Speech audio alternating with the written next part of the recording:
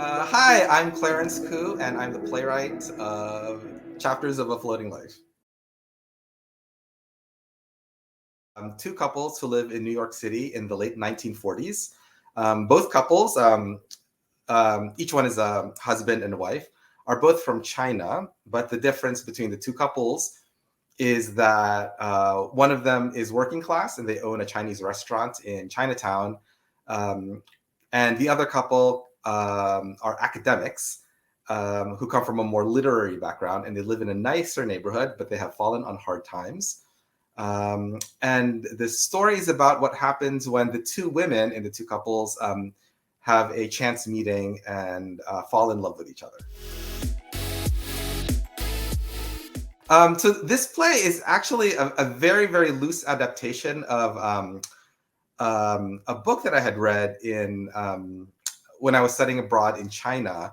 The original book was called 6 Chapters of a Floating Life, and it was written 200 years ago. And it's an autobiography by a government official who lived during the Qing dynasty. And he was a man who was much better at writing poetry and painting pictures than he was being a government official. And in this book, he writes about how his wife, who also loved poetry and gardening, and they were kind of like intellectual equals, he writes about how his wife had fallen in love with another woman and dies from grief over this love. And I just thought this was a remarkable book to have been written in China 200 years ago. And it was always a book that stayed with me for very many years. And it was only recently that I thought about thinking about how to adapt it into a play and finding a right environment for the characters, and it ended up being in 1940s New York City is the version that I've written.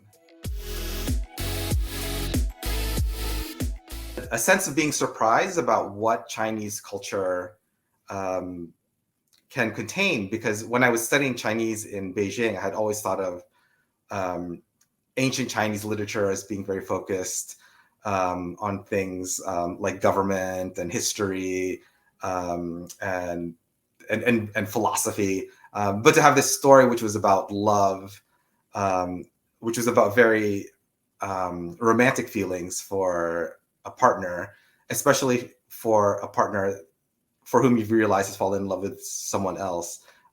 It just really affected me.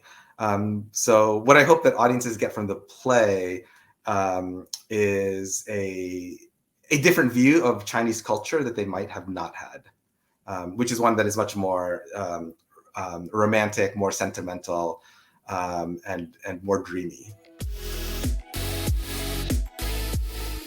Dreamy, which I've already used before. Searching, because it's about people looking for things. Funny, because I think it's also kind of funny.